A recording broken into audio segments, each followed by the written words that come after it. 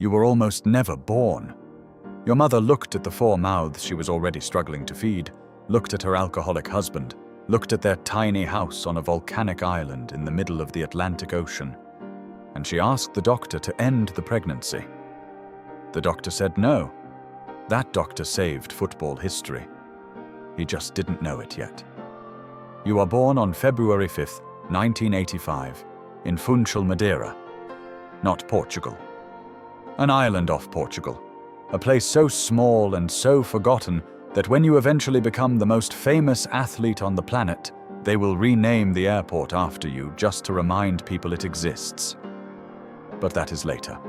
Right now, you are just a boy in a house with no space, no money, and 1 football. You share a bedroom with your brother and 2 sisters. The walls are thin. Your father comes home smelling of alcohol more nights than not.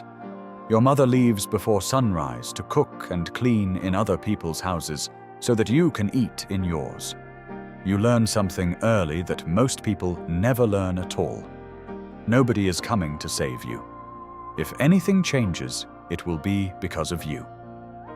So you pick up the ball. By age 7, you are the boy who cries if his team loses. Not because you are weak, because you care so much it physically hurts. Your friends laugh at you for it. They call you crybaby. They don't understand that what they're watching isn't weakness. It's the engine. At 8, your father gets you into the local club, CF Andorinha, where he works as a kit man. He washes the jerseys of boys who will never be half of what you become. You don't know that yet.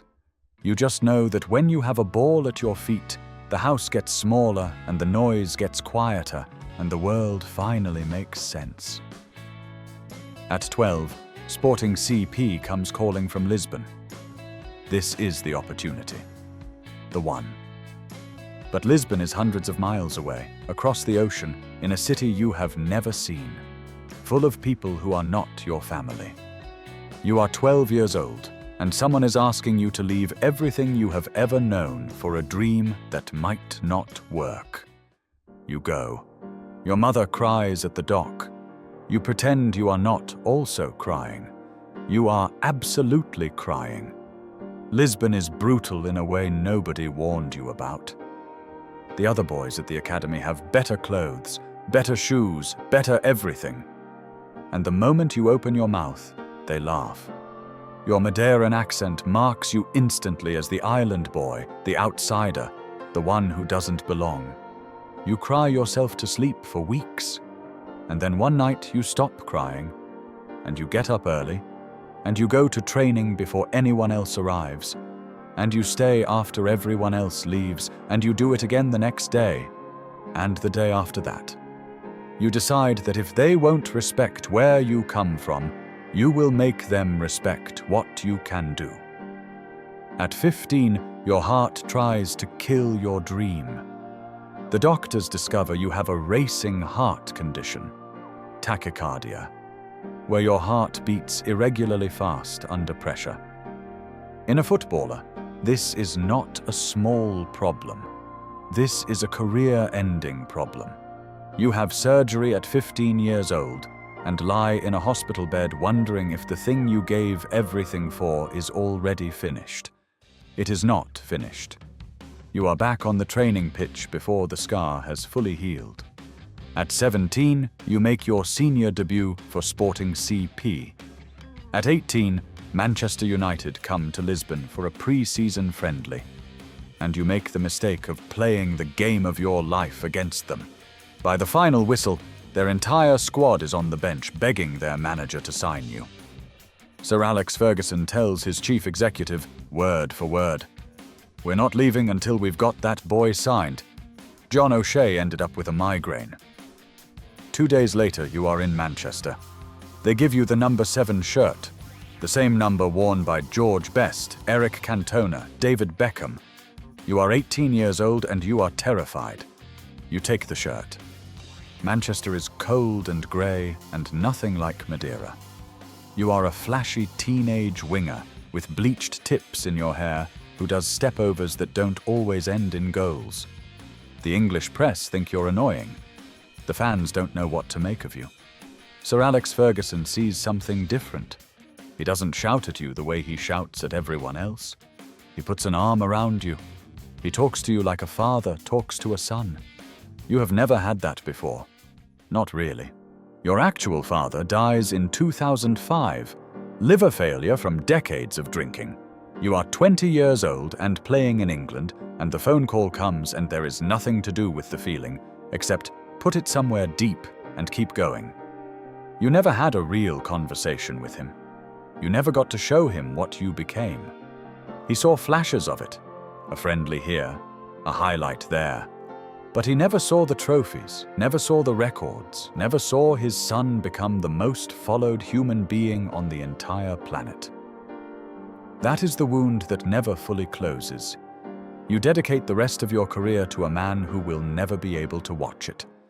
In 2008, you win the Champions League with Manchester United. You win the Ballon d'Or. You are 23 years old and the best footballer on earth. In 2009, Real Madrid pay £80 million for you. 80 million. For one person. Your presentation at the Bernabeu Stadium draws 80,000 fans just to watch you wave. Not to watch you play. To watch you wave.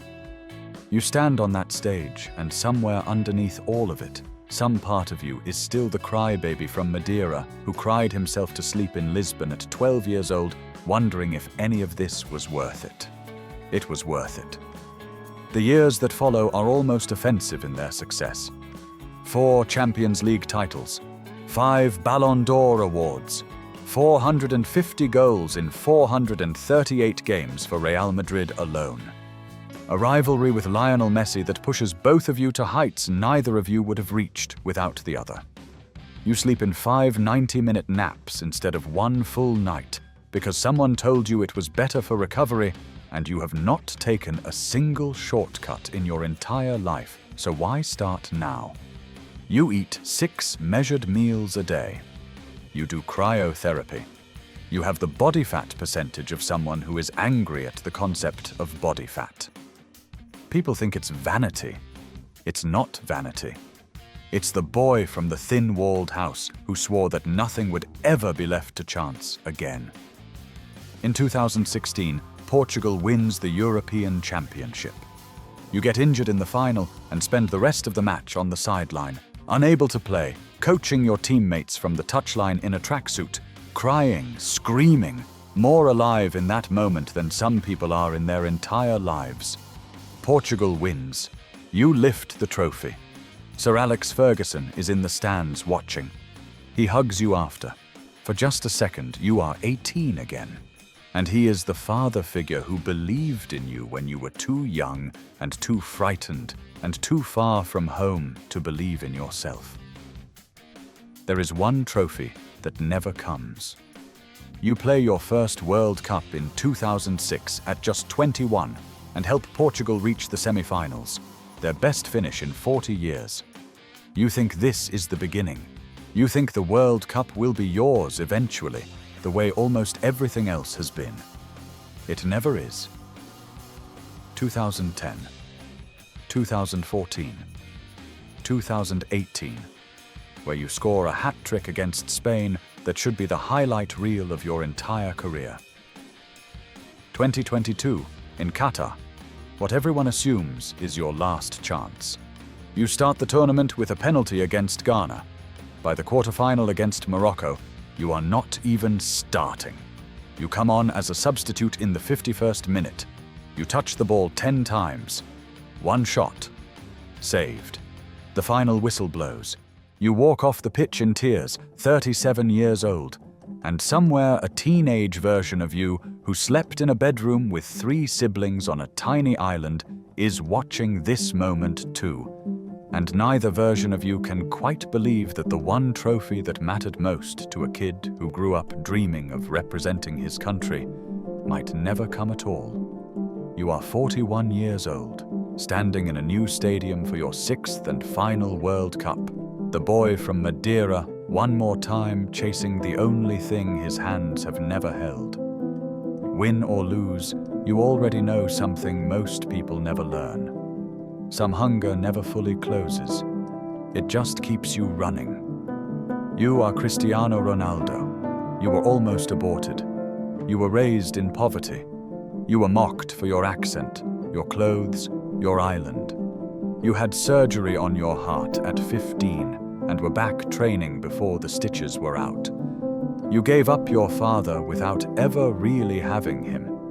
You gave up your childhood for a dream that wasn't even guaranteed. And in return, they named the airport after you. The crybaby from Madeira made the whole world watch.